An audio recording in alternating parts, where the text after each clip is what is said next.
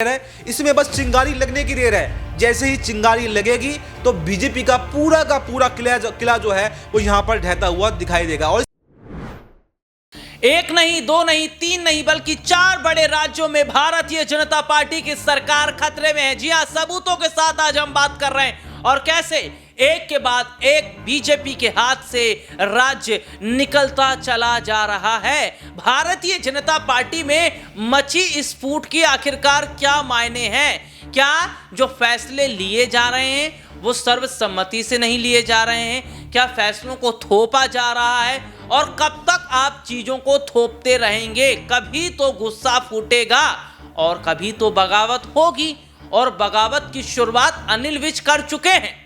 हरियाणा के अंदर अनिल विज ने बगावती तेवर अपना रखा है।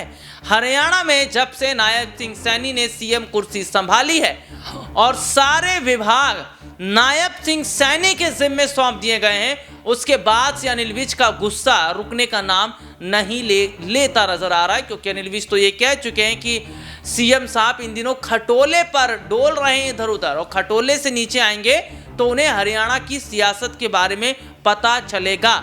लेकिन कौन से वो 4 बड़े राज्य हैं जहां भारतीय जनता पार्टी को झटका लग रहा है, और क्या बीजेपी के हाथ से अब कमान फिसल रही है, सत्ता फिसलती नजर आ रही है? और इस मुद्दे पर हमारे साथ बातचीत करने के लिए हमारे खास सहयोगी अब्बास भाई इस वक्त हमारे साथ मौजूद है। और अब्बास भाई, बहुत बहुत स्वागत है इस प्रोग्राम में आपका। और मैं जरा इस प्रोग्राम की शुरुआत करने से पहले एक स्टेटमेंट पढ़ लेता हूं, उसको जरा ध्यान से सुनिएगा कि हमसे टकराने वालों में खुद तूफानों से खेलता हूं, हमसे टकराने वालों के लिए उनके खात्मे का पैगाम हूं। अंबाला छावनी में विकास जो रथ है उन्हें चलाया है हमने, और उसमें 32 घोड़े हैं। और अंबाला छावनी की बात हो रही है, अंबाला कैंट की बात हो रही है, तो बात अनिल विज की हो रही है। और कौन से वे 4 बड़े राज्य हैं इस पर मैं विस्तार से ज़रूर बात करूंगा। लेकिन अब्बास भाई हमारे साथ जुड़े हुए हैं। और अब्बास भाई, अनिल विज जब से बीजेपी के खिलाफ बगावती तेवर अपनाए हैं, उसका नुकसान पार्टी को भी उठाना पड़ रहा है, और माना ये जा रहा है कि इसीलिए कारण बताओ नोटिस भी उन्हें जारी किया जाता है। और अनिल विज ने उसका जवाब भी दिया है। लेकिन जो जवाब दिया गया है वो जवाब पार्टी आलाकमान को कुछ समझ में नहीं आ रहा। और दूसरी तरफ ये भी देखा जा रहा है कि हरियाणा में निकाय चुनाव होने वाले हैं, और निकाय चुनाव से पहले जिस तरीके से टिकटें बांटी गई हैं उसमें जो अनिल विज के लोग हैं उनका नाम काट दिया गया है, और बीजेपी ने अपने हिसाब से जो है उम्मीदवारों को उतारा है। तो अनिल विज को हरियाणा चुनाव में बीजेपी की सरकार बनने के बाद से अब तक जो लगातार साइडलाइन किया जा रहा है, इसके क्या मायने हैं? देखिए, इसके मायने तो यही हैं कि बीजेपी अब उनको लगता है कि अनिल विज की ज़रूरत नहीं है, क्योंकि अनिल विज बड़बोले बयान देते हैं। लेकिन अनिल विज को कम आंकना बीजेपी की यहाँ पर बहुत बड़ा खतरे की घंटी हो सकती है। क्योंकि जिस तरह से अनिल विज अपने बगावती तेवर दिखा रहे हैं, अगर अनिल विज ने बगावत कर दी तो बीजेपी को जो कम उनको आंक रही थी, एक बड़ा सबक मिल सकता है। और मैं ये कहना चाहता हूँ, जैसे कि आपने शुरू में बताया कि ये जो बगावत अगर हरियाणा से शुरू होती है तो खाली हरियाणा तक सीमित नहीं रहेगी, बल्कि कई राज्य जो हैं वो इसकी चपेट में आएंगे। चाहे राजस्थान हो, चाहे दिल्ली हो, चाहे मध्य प्रदेश हो, चाहे बिहार हो। कम से कम देखिए, किरोड़ी लाल मीणा राजस्थान में बगावत करने पे तुले हुए हैं। अभी दिल्ली के अंदर नई नई सरकार बनी है, लेकिन यहाँ पर भी बगावत के सुर हैं। प्रवेश वर्मा बगावत पर उतरे हुए हैं क्योंकि उनको सीएम नहीं बनाया गया।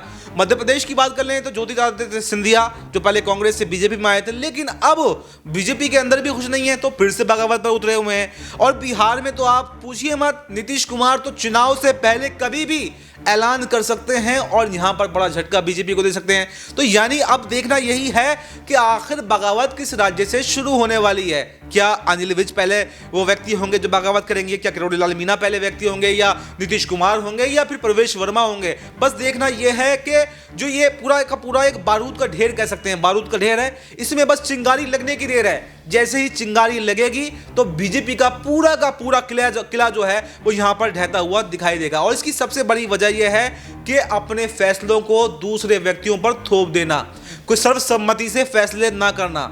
अगर कोई फैसला सर्वसम्मति से किया जाता है तो बगावत वहां पर देखने को नहीं मिलती है। लेकिन अगर आप अपने फैसलों को थोपते रहते हैं, बार बार थोपते रहते हैं, तो एक दो बार तो कोई उसको बर्दाश्त कर सकता है, लेकिन बार बार वो बर्दाश्त नहीं करेगा और एक दिन जो बगावत उठती है वो पूरा का पूरा किला को ढा देती है। और जरा सुनिएगा, मैंने शुरुआत में कहा था एक साथ 4 बड़े राज्य भारतीय जनता पार्टी के हाथ से फिसल रहे हैं, या ये भी कहा जाए कि यहां पर सरकार बीजेपी की गिर सकती है।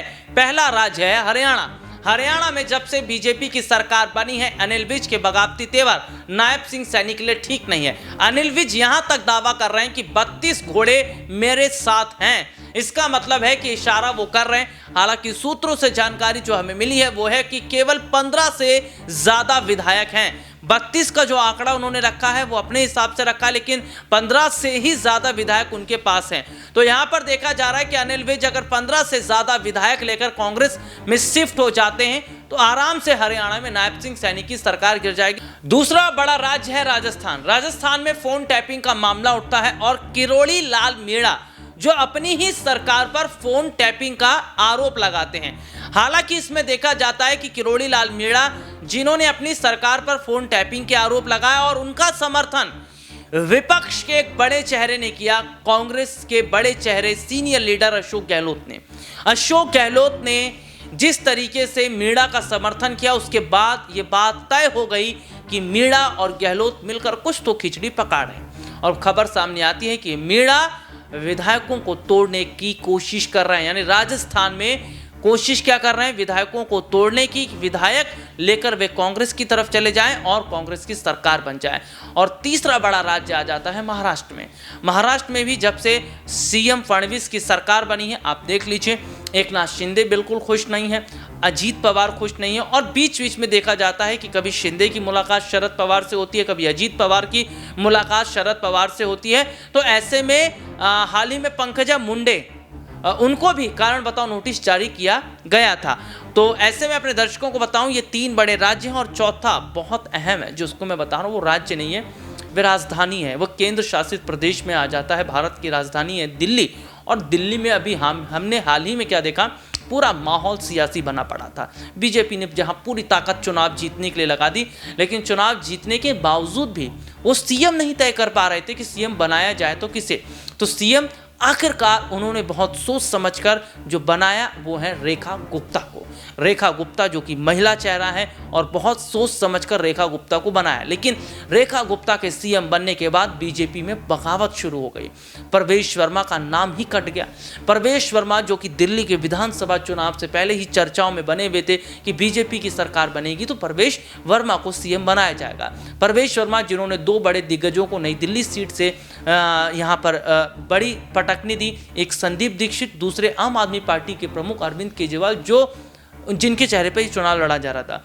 लेकिन जो बड़ा फैसला पार्टी आलाकमान का आता, उसके बाद प्रवेश वर्मा नाराज हैं, मोहन सिंह बिष्ट नाराज हैं, इसमें मनोज तिवारी नाराज है, क्योंकि ये वीरेंद्र सचदेवा का नाम भी सामने आ रहा है कि वो भी थोड़ी से नाराज दिख रहे हैं। इसमें बांसुरी स्वराज का, क्योंकि ये लोग लगे हुए थे कतार में, और ये लोग कतार में थे, ये लोग सोच रहे थे कि ये बड़े चेहरे हैं, इनको कुछ बड़ी जगह दी जा सकती है। शिखा रॉय जैसे लोगों का नाम इसमें शामिल था, और इसमें देखा जा रहा था रविंदर सिंह मारवा का नाम भी शामिल था। सबको अलग किया गया।